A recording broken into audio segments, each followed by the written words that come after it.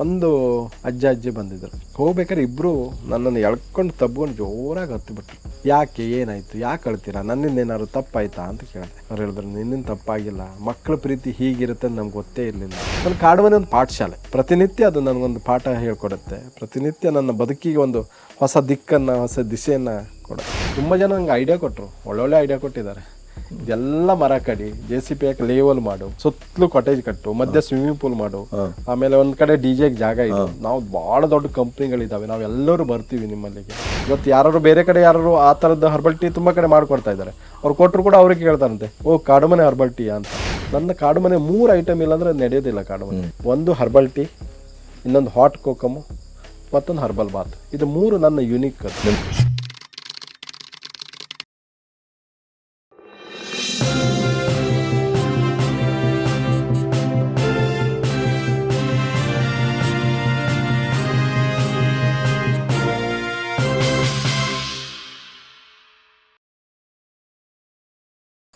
ಭಟ್ರೆ, ಈಗ ನನಗೆ ಒಂದು ಮಾತನ್ನು ಆಡಿ ಆಮೇಲೆ ಮುಂದೆ ಹೋಗೋಣ ಅಂತ ಅನಿಸ್ತದೆ. ನೀವು ನಿಮ್ಮ ಅನುಭವದಲ್ಲಿ ಈ ಹಿರಿಯ ನಾಗರಿಕರು 60-70 ವರ್ಷದ ತಂದೆ ತಾಯಿ, ಮಕ್ಕಳು ದೂರ ಇರ್ತಾರೆ, ಎಲ್ಲವೂ ಇದೆ, ಮಕ್ಕಳ ಹತ್ರ ಇಲ್ಲ, ಆ ಥರದವ್ರು ಎಷ್ಟು ಜನ ಬರ್ತಾರೆ ಮತ್ತು ಅವರ ಅನುಭವ ಏನು? ತುಂಬ ಜನ ಬರ್ತಾರೆ ಆ ಥರ. ನನಗೆ ಅವರೆಲ್ಲ ಬಂದು ಹೋದ್ಮೇಲೆ ಮತ್ತೆ ಹೆಚ್ಚು ನನ್ನ ತಂದೆ ತಾಯಿ ಮೇಲೆ ಪ್ರೀತಿ ಹೆಚ್ಚು ಆಗುತ್ತೆ. ಯಾಕೆ ಅಂದರೆ, ಒಂದು ಅಜ್ಜಿ ಬಂದಿದ್ದರು. ಹೆಚ್ಚು ಕಮ್ಮಿ ನಾನು ಕಾಡುಮನೆ ಸ್ಟಾರ್ಟ್ ಮಾಡಿದಾಗಲೇ ಇರಬೇಕು, ಅದೊಂದು ಆ ಟೈಮಿಗೆ.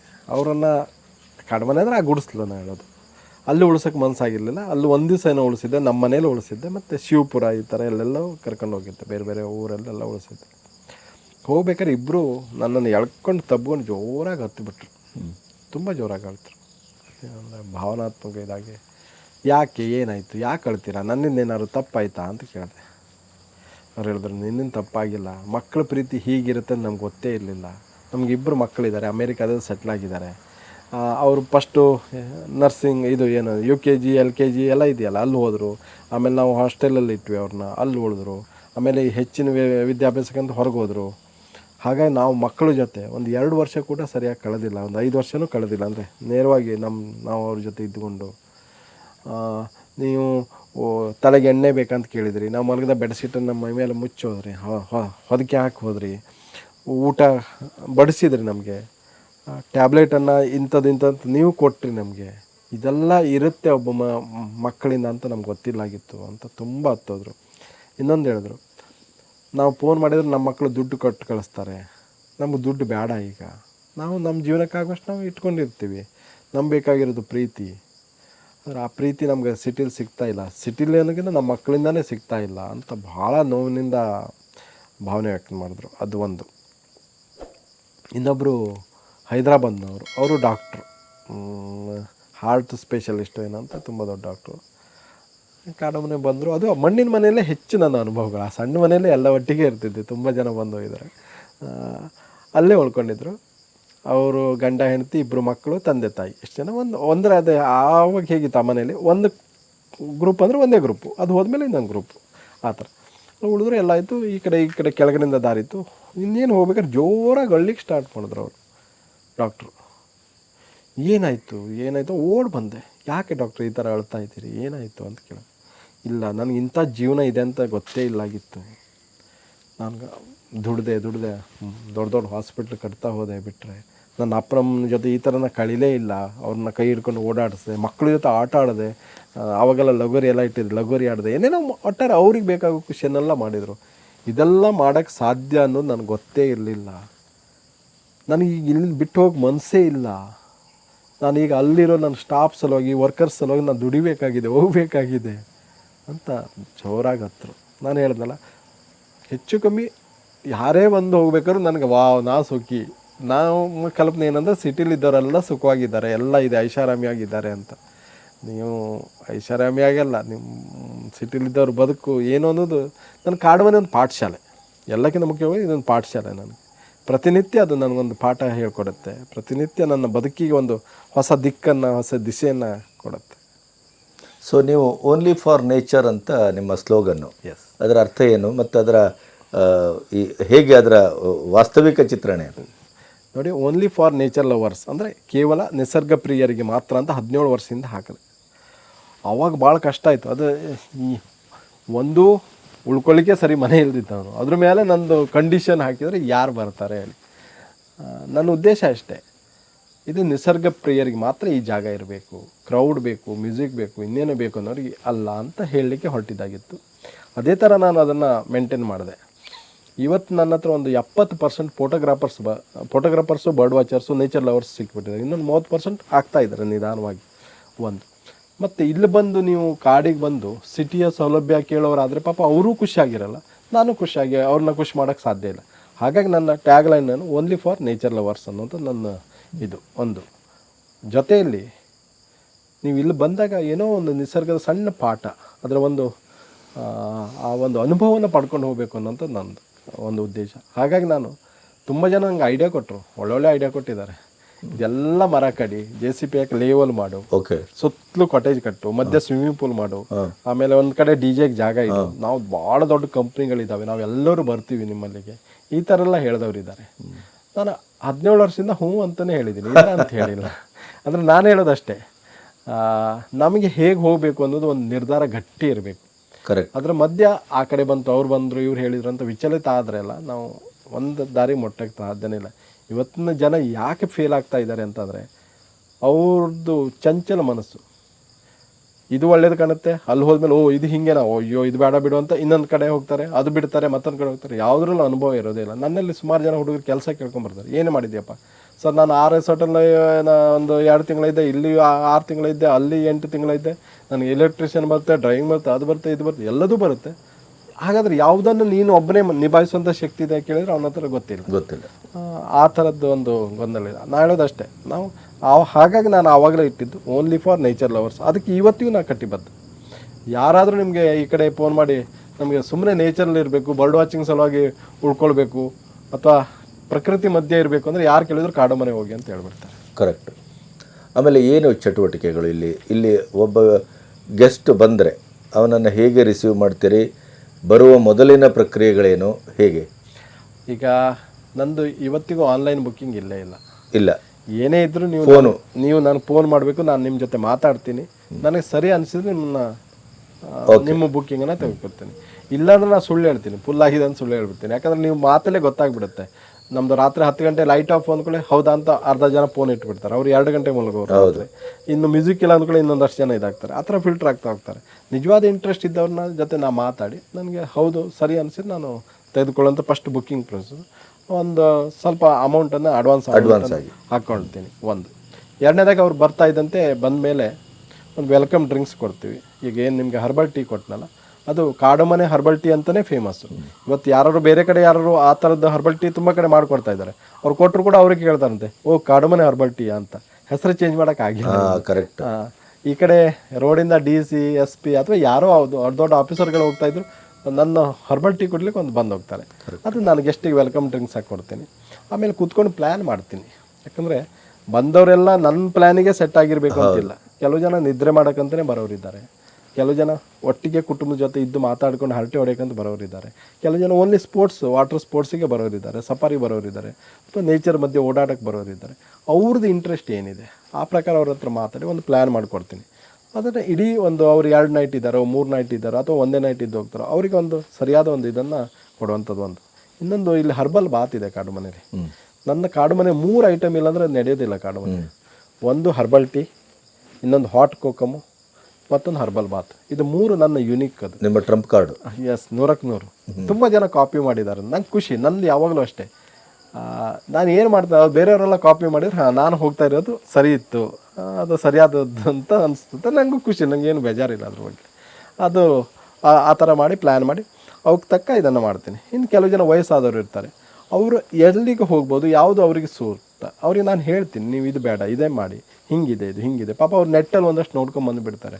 ಇಲ್ಲಿ ವಾಸ್ತವದಲ್ಲಿ ಬೇರೆನೇ ಇರುತ್ತೆ. ಅದು ಆ ಥರ ಅವ್ರಿಗೆ ಗೈಡ್ ಮಾಡಿ. ವಾಸ್ತವದಲ್ಲಿ ನೆಟ್ಟಿಗಿರೋದಿಲ್ಲ, ಅದು ನೆಟ್ಟಿಗಿರುತ್ತೆ, ನೆಟ್ಟಲ್ಲಿ ಮಾತ್ರ ನೆಟ್ಟಿಗಿರುತ್ತೆ. ಅದನ್ನು ನಾನು ಹೇಳ್ತಾ ಹೋಗ್ತೀನಿ. ಆ ಥರ ಒಂದು ಇಡೀ ಏನು ಇಷ್ಟೇ ಹೇಳೋದು ನಾನು. ನಾನು ಒಬ್ಬರಿಗೆ 2,500 ರೂಪಾಯಿ ಈಗ ತಗೋತಾ ಇದ್ದೀನಿ. ಮುಂದೆ ಏರಿಸ್ಬೇಕು ನನಗೆ, ಯಾಕಂದ್ರೆ ಇವತ್ತಿನ ದಿನಮಾನದಕ್ಕೆ ನನಗೆ ಅದು ತುಂಬ ತುಂಬ ಕಡಿಮೆ ಆಯಿತು. ತುಂಬ ಕಡಿಮೆ ಆಯಿತು, ಕಷ್ಟ ಆಗ್ತಾಯಿದೆ. ಆದರೆ ಮುಂದೆ ಏರಿಸ್ತೀನಿ. 2,500 ರೂಪಾಯಿ ಅವ್ನು ಕೊಟ್ಟವನಿಗೆ ಇದು ವರ್ತು ಅಂತ ಅನಿಸ್ಬೇಕು. ನಮಗೆಲ್ಲರಿಗೂ ದುಡ್ಡು ಬೇಕು, ಇಲ್ಲ ಅಂತ ಹೇಳಲ್ಲ, ಆದರೆ ಅವ್ನು ದುಡ್ಡುಗೋಸ್ಕರನೇ ಅಲ್ಲ, ಹೌದು, ವರ್ತ್ ಅಂತ ಅನಿಸ್ಬೇಕು. ಆ ಮಟ್ಟದ ಒಂದು ಸರ್ವಿಸನ್ನು ಕೊಡಲಿಕ್ಕೆ ಪ್ರಯತ್ನ ಮಾಡ್ತೀವಿ. ಫುಡ್ಡು ಅಷ್ಟೇ, ಆದಷ್ಟು ಒಳ್ಳೆ ಕ್ವಾಲಿಟಿಯ ಎಣ್ಣೆ ಇರ್ಬೋದು, ವಸ್ತುಗಳಿರ್ಬೋದು, ಪ್ರತಿಯೊಂದನ್ನು ತರಲಿಕ್ಕೆ ನಾನು ತರ್ತಾ ಇದ್ದೀನಿ, ಇದು ಮಾಡ್ತೀನಿ. ಇವತ್ತಿನವರೆಗೂ ನನ್ನ ಕಂಪೌಂಡ್ ಒಳಗಡೆ ವಿನಿಗರ್ ಆಗಲಿ, ಅಜ್ನೋಮೋಟೊ ಆಗಲಿ, ಕಲರ್ ಆಗಲಿ, ಸೋಡಾ ಆಗಲಿ ಯಾವುದೂ ತಂದಿಲ್ಲ. ನಾನು ಆದಷ್ಟು ಜನರ ಆರೋಗ್ಯದ ಜೊತೆ ಚೆಲ್ಲಾಟ ಆಡಬಾರ್ದು ಅನ್ನೋದೇ ನನ್ನ ಉದ್ದೇಶ. ಮತ್ತು ಸ್ಥಳೀಯ ಆಹಾರ ಮಾಡ್ತೀರಲ್ಲ, ಲೋಕಲ್ ಫುಡ್ಗಳನ್ನೇ ಕೊಡುವಂಥದ್ದು, ಇಲ್ಲಿದೆ ಕೊಡುವಂಥದ್ದು. ಕುಕ್ ಕೂಡ ನಮ್ಮ ಲೋಕಲ್ ಇರುವಂಥವ್ರು. ಆದಷ್ಟು ಅಂದರೆ ನೀವು ಈಗ ಇಲ್ಲಿ ಬಂದು ನೀವು ಗೋಬಿ ಮಂಚೂರಿನೋ, ಪನ್ನೀರೋ, ನೂಡಲ್ಸೋ ಕೇಳಿದರೆ ಏನು ಅರ್ಥ ಇದೆ? ಅದು ನಾವು ನಿಮ್ಗಲ್ಲೇ ನೂಡಲ್ಸ್ ಸಿಟಿಯೇ ಇದೆಯಲ್ಲ ಅಲ್ವಾ, ಆ ಪ್ರದೇಶಕ್ಕೆ ಹೋದಾಗ ಅಲ್ಲಿಯ ಊಟ ತಿನ್ಬೇಕು, ಅದನ್ನು ನಾವು ಇಲ್ಲಿ ಕೊಡ್ತೀವಿ. ಒಂದು ದಿನಚರಿಯನ್ನು ಹೇಳಿಬಿಡಿ ಹೇಗೆ. ಹಾಂ, ಈಗ ಒಬ್ಬ ಗೆಸ್ಟ್ ಬಂದ ಅಂತ ಇಟ್ಕೊಳ್ಳಿ. ಆ ಗೆಸ್ಟ್ ಬಂದ ಕಡೆ ಅವನ್ನ ರಿಸೀವ್ ಮಾಡ್ಕೋತೀವಿ. ಅವ್ನು ಚೆಕ್-ಇನ್ ಆಗ್ತಾನೆ. ಚೆಕ್-ಇನ್ ಆದಮೇಲೆ ಮಧ್ಯಾಹ್ನ 12 ಗಂಟೆಗೆ ಚೆಕ್-ಇನ್ ಇರುತ್ತೆ. ನೆಕ್ಸ್ಟ್ ಡೇ 11 ಗಂಟೆಗೆ ಚೆಕ್ಔಟ್. ಇವತ್ತು 12ಕ್ಕೆ ಚೆಕ್-ಇನ್ನು, ನಾಳೆ 11ಕ್ಕೆ ಚೆಕ್ಔಟ್. ಬಂದಮೇಲೆ ಅವನು ರಿಜಿಸ್ಟರ್ ಮಾಡಿಕೊಂಡು ವೆಲ್ಕಮ್ ಡ್ರಿಂಕ್ಸ್ ಕೊಟ್ಕೊಂಡು ಪ್ಲ್ಯಾನ್ ಮಾಡಿ ಚೆಕ್-ಇನ್ ಆಗ್ತಾನೆ. 1-1:30ಗೆ ಊಟಕ್ಕೆ ಬರ್ತಾರೆ. ಊಟ ಆದಮೇಲೆ ಅವರು ಜಂಗಲ್ ಸಫಾರಿಗೋ, ಸಿಂತಿರಿ ರಾಕೋ ಅಥವಾ ವಾಟರ್ ಗೇಮ್ಸ್ಗೆ ಹೋಗ್ತಾರೆ. ಸಂಜೆ ಬಂದ ಮೇಲೆ ಅವರಿಗೊಂದು ಸ್ನ್ಯಾಕ್ಸ್ ಇರುತ್ತೆ.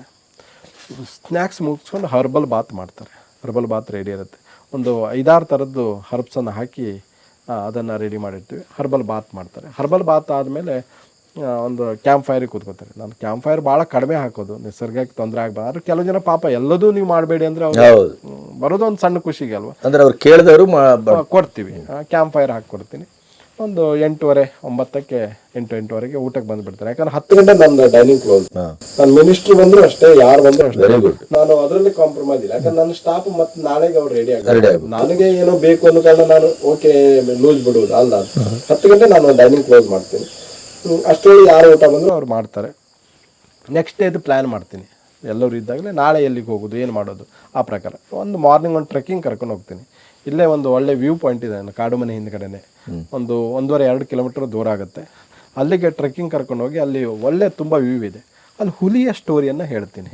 ಯಾಕೆ ಹುಲಿಯನ್ನೇ ರಾಷ್ಟ್ರೀಯ ಪ್ರಾಣಿ ಮಾಡಿದರು? ಹುಲಿಗುಡ್ಡ ಅಂತಲೇ ಹೆಸರು, ವಾಘಾ ಡೋಂಗರ್ ಅಂತ ಕರೀತಾರೆ. 30 ವರ್ಷದಿಂದ ಅಲ್ಲಿ ಹುಲಿ ಕೂಗ್ತಾ ಇತ್ತಂದ್ರೆ, ಈಗಿಲ್ಲ ಬಿಡಿ, ಕೂಗ್ತಾ ಇಲ್ಲ. ಯಾಕೆ ಹುಲಿಯನ್ನೇ ರಾಷ್ಟ್ರೀಯ ಪ್ರಾಣಿ ಮಾಡಿದರು? ಆನೆ ಇತ್ತಲ್ಲ, ಅಥವಾ ಹಂದಿ ಇತ್ತು, ಕಾಡ್ಕೋಣ ಇತ್ತು, ಬೇಕಾದಿತ್ತು. ಅದೆಲ್ಲ ಅಂದರೆ ಅವರಿಗೆ ಒಂದು, ನಾನು ಹೇಳೋದು, ಅವ್ರು ಹೋಗಬೇಕಾದ್ರೆ ಅವ್ರ ನೆನಪಿನ ಜೊತೆ ಕಾಡಿನ ಒಂದು ಪ್ರೀತಿಯನ್ನು ತಗೊಂಡು ಹೋಗಬೇಕು. ಅದನ್ನು ಮಾಡಿಸ್ತೀನಿ. ಹೋಗಿ ಬಂದ ಮೇಲೆ ಬ್ರೇಕ್ಫಾಸ್ಟ್ ಇರುತ್ತೆ. ಚೆಕ್ಔಟ್ ಆಗೋಂಥವ್ರು ಮತ್ತೆ ಬಂದು ಸ್ನಾನಗಿನ ಮಾಡ್ಕೊಂಡು ರೆಡಿ ಹಾಕೊಂಡು ಚೆಕ್ಔಟ್. ನೆಕ್ಸ್ಟ್ ಡೇ ಮತ್ತು ಆ ದಿವಸ ಕಂಟಿನ್ಯೂ ಮಾಡೋವಂಥವ್ರು ಮತ್ತು ಅವ್ರಿಗೆ ಏನು ಅಂತ ಆಲ್ರೆಡಿ ರಾತ್ರಿನೇ ಒಂದು ದಿನಚರಿ ಫಿಕ್ಸ್ ಆಗಿರುತ್ತೆ. ಇನ್ನು ಬರ್ಡ್ ವಾಚರ್ಸ್ಗಳು ಬಂದರೆ ನಾನು ಅವ್ರ ಜೊತೆ ಹೋಗ್ತೀನಿ ಬರ್ಡಿಂಗ್ ಮಾಡೋಕ್ಕೆ. ಇಲ್ಲಾಂದರೆ ನನ್ನ ಮಗ ಬರ್ಡ್ ವಾಚಿಂಗ್ ಮಾಡಿಸ್ತಾನೆ. ಅದು ಇಲ್ಲಾಂದರೆ ದಾಂಡೇಲಿ ಒಬ್ಬರು ಮೇಡಮ್ ಇದ್ದಾರೆ, ಆ ಮೇಡಮ್ಗೆ ಕಳಿಸ್ಕೊಡ್ತೀನಿ, ರಜನಿ ಮೇಡಮ್. ಅವ್ರು ಪೂರ್ತಿ ಬರ್ಡಿಂಗನ್ನು ಮಾಡಿಸ್ತಾರೆ. ಮುಖ್ಯವಾಗಿ ಇಲ್ಲಿಯ ಊಟ, ಇಲ್ಲಿಯ ಸಂಪ್ರದಾಯ, ಇಲ್ಲಿನ ಒಂದು ನೋಟ, ಇದು ಕೊಡುವಂಥ ಪ್ರಯತ್ನ ನಾವು ಪ್ರಾಮಾಣಿಕವಾಗಿ ಮಾಡ್ತೀವಿ. ಇನ್ನು ಕೊನೆಗೆ ಅವರು ಚೆಕ್ಔಟ್ ಆಗಬೇಕಾದ್ರೆ ಬಿಲ್ಲಿಂಗ್ ಆಗುತ್ತೆ.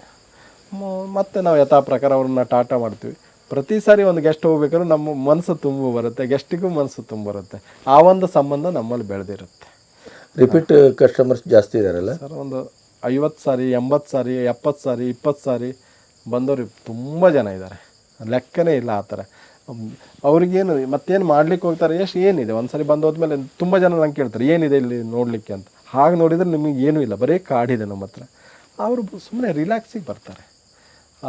ಹೈದರಾಬಾದಿಂದ ಒಂದು ಗೆಸ್ಟ್ ಇದ್ದಾರೆ, ಪ್ರತಿ 4 ತಿಂಗಳಿಗೆ ಸುಮಾರು 10 ವರ್ಷದಿಂದ ಅವ್ರು ಇಲ್ಲಿ ಬಂದು ರಿಲ್ಯಾಕ್ಸ್, ಧೀರಜ್ ಅಂತ, 4 ತಿಂಗಳು ಒಂದ್ಸರಿ ಬಂದು ಸುಮ್ಮನೆ ರಿಲ್ಯಾಕ್ಸ್ ಆಗಿ ಇದ್ದು ಹೋಗೋದು. ಅದು ಸರ್ವಿಸಿಂಗ್ ಅಂತೆ, ಬಾಡಿ ಸರ್ವಿಸಿಂಗ್ ಅಂತ ಮಾಡ್ಕೊಂಡು ಹೋಗೋದು. ಆ ಥರ ಸಾಕಷ್ಟು ಜನ. ನಿಮ್ಮಲ್ಲಿ ಮಸಾಜು ಆ ಥರ ಏನೂ ಇಲ್ಲ ನನ್ನಲ್ಲಿ, ಆ ಥರದ್ದು ಏನಿಲ್ಲ. ಒಂದು ಹರ್ಬಲ್ ಬಾತನ್ನು ಸ್ನಾನಕ್ಕೆ ಕೊಡ್ತೀವಿ. ಒಂದು 5-6 ಥರದ ಎಲೆಗಳನ್ನೆಲ್ಲ ಹಾಕಿ ಅದನ್ನು ಕುದಿಸಿ ರೆಡಿ ಮಾಡ್ತೀವಿ. ಭಾಳ ಫ್ರೆಶ್ ಆಗುತ್ತೆ. ಒಂದು ಸರಿ ಎಷ್ಟು ಗೆಸ್ಟನ್ನು 4 ಜನ ಎಟ್ ಎ ಟೈಮ್ ಸ್ನಾನ ಮಾಡ್ಬೋದು.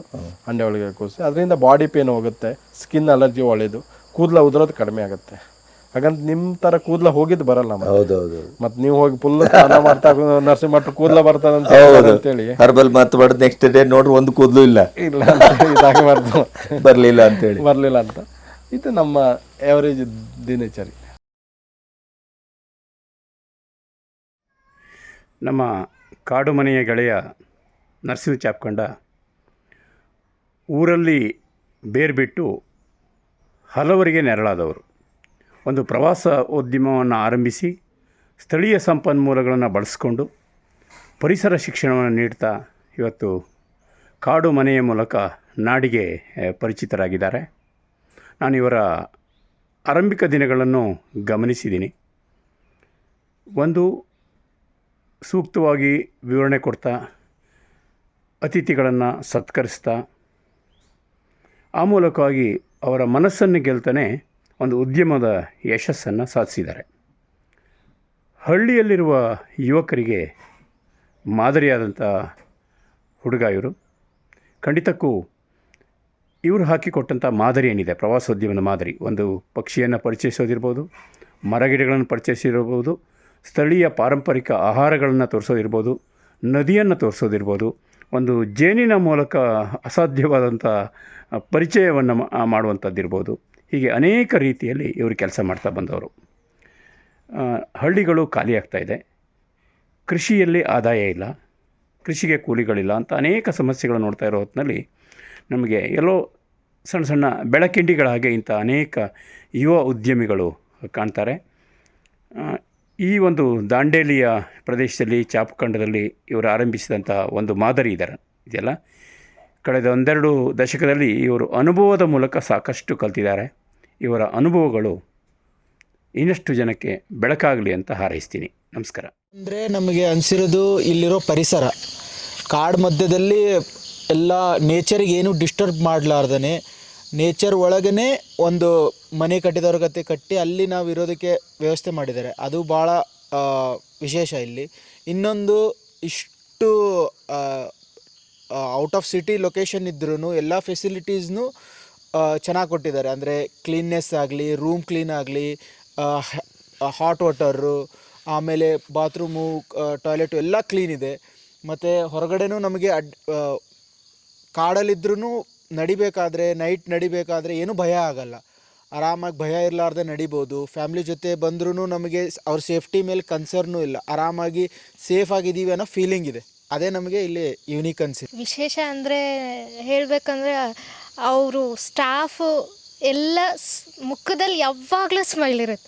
ಎಲ್ಲ ಎಷ್ಟು ಅಂದರೆ ಮನೆ ಥರ, ಮನೇಲಿ ಹೆಂಗೆ ಫೀಲ್ ಮಾಡ್ತೀವೋ ಹಾಗೆ.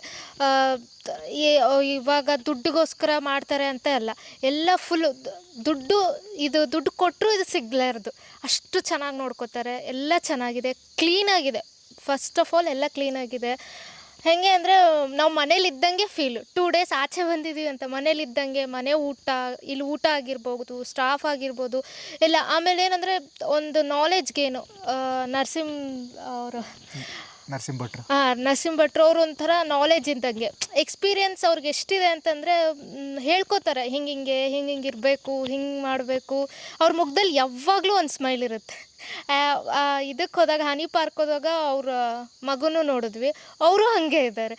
ಅದೇನಂತಂದರೆ ಜನ್ರೇಷನಿಂದ ಜನ್ರೇಷನ್ಗೆ ಅಂದಂಗೆ ಆ ಸ್ಮೈಲು ಎಲ್ಲ ಅವ್ರ ಸ್ಟಾಫಲ್ಲೂ ಇದೆ.